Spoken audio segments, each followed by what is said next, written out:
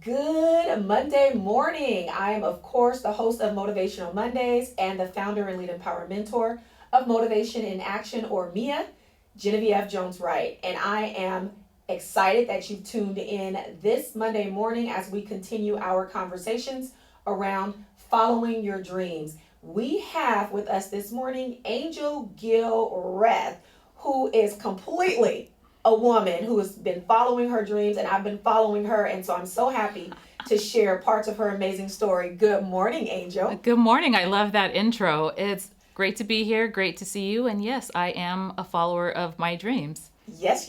So there's so many parts to your story that we can talk about. Okay. The Absolutely. first part I want to talk about is, who is Angel?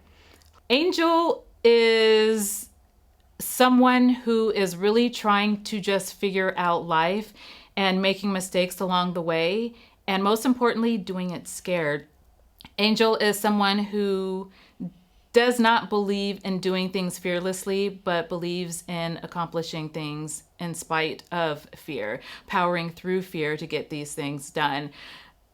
Team Do It Scared, that has been my mantra for this year. I grew up in North California and Philadelphia. I was an only child to both of my parents. I am a creative, and I have always wanted to do something that was, I guess, outside of the regular workforce, right? Writing children's books. I have been a writer. I'm a creative to my core. I am developing a coaching course for survivors of childhood sexual abuse. What else do I do? I'm a notary public. I'm sure I do some other things, but I can't think of them right now. I left corporate America in late March. It was time. You're not always going to have that 6 months of savings. They always say save 6 months, save 3 months. I was just not going to wait that long. And there was never going to be a right time. There was never going to be enough money. I had to pray about it, and I had to pull the trigger, and I did, and I haven't looked back. So I really want to stop right there, because you were in corporate America. Correct. Cushy. From that phase, I know it was very cushy. The money was good. And you decided to leave because you had something in your heart that you wanted to do. So can we talk about why, first of all, why was that so important for you to say, look, I'm going to leave now. I'm not going to wait until I have this savings that people talk about. I'm not going to wait to give my notice and give this much time. Can we just talk about why that was so important for you, critical? Yes. For the coaching program for survivors of childhood sexual abuse, I started actually developing that in 2018. Got some modules created and then fell off and just thought, this is probably just going to be a passion project. And then just kept on with corporate America. The point I got to was, okay, I'm working at this job. It's a very high stress job. Yes, the money is great, but is the balance, is the money worth the stress? Is the money worth being on the phones, getting yelled at? And it just made me think, I don't want to be here. And each day that I'm working for somebody, I'm working against myself. I'm not betting on myself. Each day that I'm on the payroll is a day less that I'm betting on myself. It just wasn't okay anymore. So then once I established that, okay, that you want to quit, great. There's a coach that I follow, and she gave a masterclass in January. And the masterclass was called Money, Motivation, and Miracles. And it was a 14-day masterclass. And on day one, she asked us to write radical goals, quarterly radical goals, not, I'm going to apply to 3 different jobs or whatever, like radical goals that you feel like might even be far-fetched. Write them down. It doesn't matter. Write them down. So my goals were to start the website for my notary business, to create a business plan for my notary business, and to quit my job or put in my notice to quit my job on or before my birthday. Check, check, and check. I love that. And I love this idea of betting on yourself. Have to. We have to do that, right? And you also said something that I've come to know personally to be true.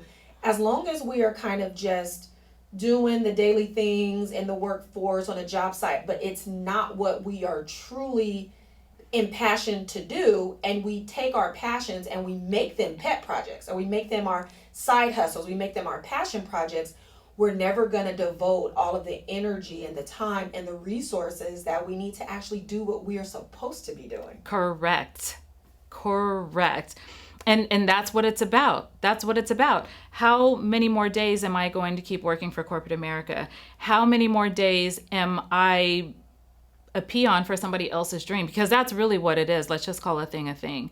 And no, and some people are suited for that. Some people like the corporate world. They like everything that comes with it and they thrive in it. It's just not me. I don't like working for people. I never have liked working for people. And I thought, why am I still working for people? So yeah, I stopped. And in terms of the safety net, I had about 2 months worth of safety net. And I thought, you know what, whatever, I'm going with it. That should be more than enough time for me to just get my footing, work with my business coach on the coaching courses, work on the notary, work on the children's books, and get all these things going. And I have more time to devote to my 10-year-old daughter. My other two are adults. But my 10-year-old daughter, she didn't have much attention for me in the corporate world. I'd be up till 1, 2 o'clock in the morning, sometimes working on emails, working on cases. And she really took a back seat. And I thought, I have to free something. It's one of those one gotta go. It was crazy because the one that had to go was my primary source of income. I'm like, but it has to go. But it has to go. And I remember I prayed. And every Wednesday I had these one-on-one meetings with my boss. And I knew the one-on-one was coming, and I knew that was the day I was going to pull the trigger. And I'm in the shower and I'm just like, God, look, if this isn't something I'm supposed to do right now, if I need to wait a little longer, let me know, give me a sign, whatever. He ain't said nothing. So I got on the call with my boss and he was like, how are you doing? I'm like, this is how my week has been, and then just went into the spiel and yeah, put in the notice. And it was scary, and I was nauseated, and I was sweating, and all the emotions that go with taking the reins on something that is right. A couple of people have asked me if I've had any regrets since then. Absolutely not. Absolutely not. It's great. Yes, I can tell that you're living in no regret zone. Your skin is all glowy. That's great. My hair is growing back. Yes. My hair is growing back because it was falling out. But it's amazing to work towards your goal. So you're still putting in the blood, sweat, and tears. You're still working the long hours, but it's for something that you want to do. You know what I mean? It's something for me. It's not something for somebody else, something that's due, something where I'm going to get yelled at if it's not done. This is my stuff. I'm putting in this time. I'm putting in this labor for me because I have long-term goals. I have really big dreams, and I don't know what any of it is going to look like, and it doesn't matter because I'm doing it scared. I just have to trust that it's going to work because it can't not work. I cannot fail at this. I won't fail at this. I'm just not going to. No, you are not. So, you said a lot of stuff, and I really want to highlight some things because people are listening to your story, and a lot of times people are thinking, oh yeah, well, if someone gets something from God and they take a leap of faith or they're walking in faith, it's just so easy. But you touched on how this was a faith walk, but you still had anxiety around your decision and voicing that decision to your boss and walking away from your primary source of income, doing it scared. Like the fear doesn't necessarily just leave your body because God has told you that this is what you're supposed to do. Correct. And faith has nothing to do with being scared or not being scared. Having the faith is just trusting that God's got you while you're on this journey scared. That's all that is. And God was pretty much just waiting on me like, it's about time, because I was waiting for you to do this. And yeah, God always has me, and he knows my journey. I'm enjoying the journey. It's hard and it is scary, but the rewards outweigh the fears, the anxieties, the how is this going to work? How's that going to work?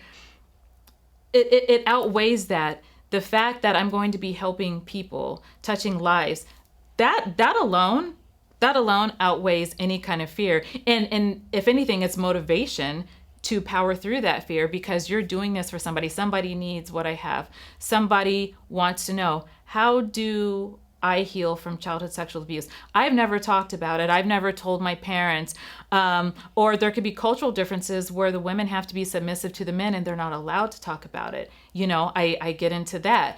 The courses are still in development. I'm very excited to just touch people and to talk to people. And the question that I get the most is, well, do you have a master's? Like, how are you qualified to talk about the subject matter? I've lived experience. I am a survivor of childhood sexual abuse. That's better than any textbook. That's better than anything that you can learn in college, because I went through it. And I went through it for years. And I went through the whole not telling. And culturally, you didn't tell family business to outsiders, right? You didn't go to therapy. You didn't go to counseling. You definitely, medication was not even heard of, or let alone depression, or anything like that. Those things weren't talked about. And if you did have bipolar, if you did have depression, then you were considered crazy or you weren't normal. Thank God that today mental illness is being destigmatized. There's still a ways to go, but man, we have come so far, and more people are coming forward to share their experience. I was sexually abused too. Oh my gosh, somebody can relate to me. And that is amazing.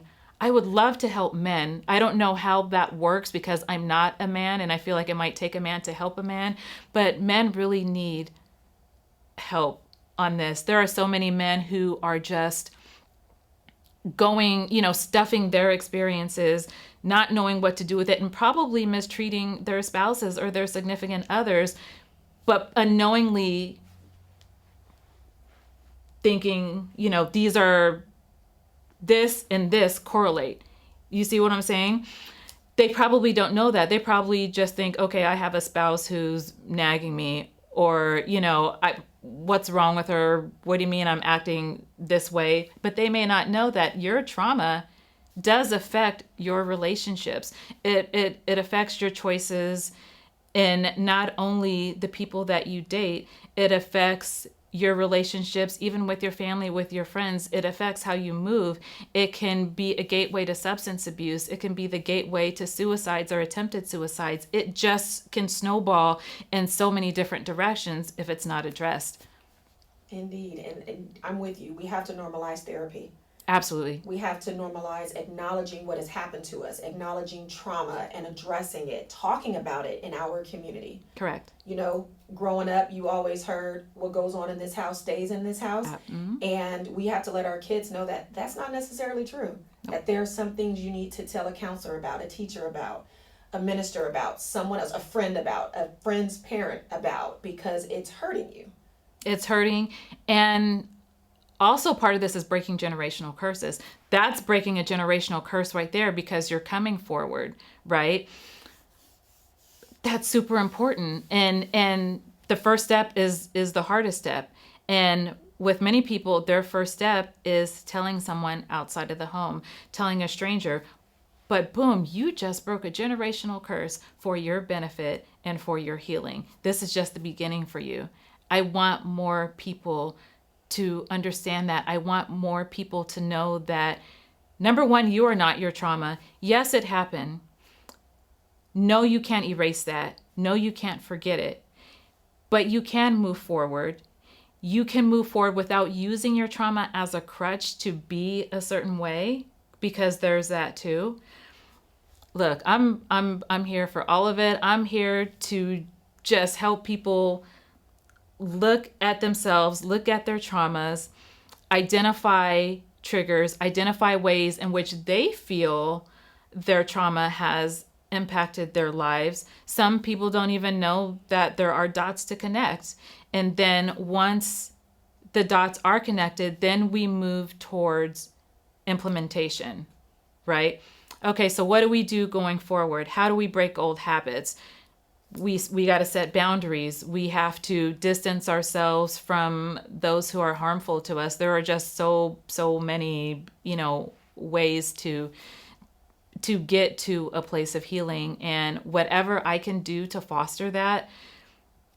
I don't care if I just help one person. If I help one person, then that's one less person who might want to kill him or herself. That's one less person who feels hopeless.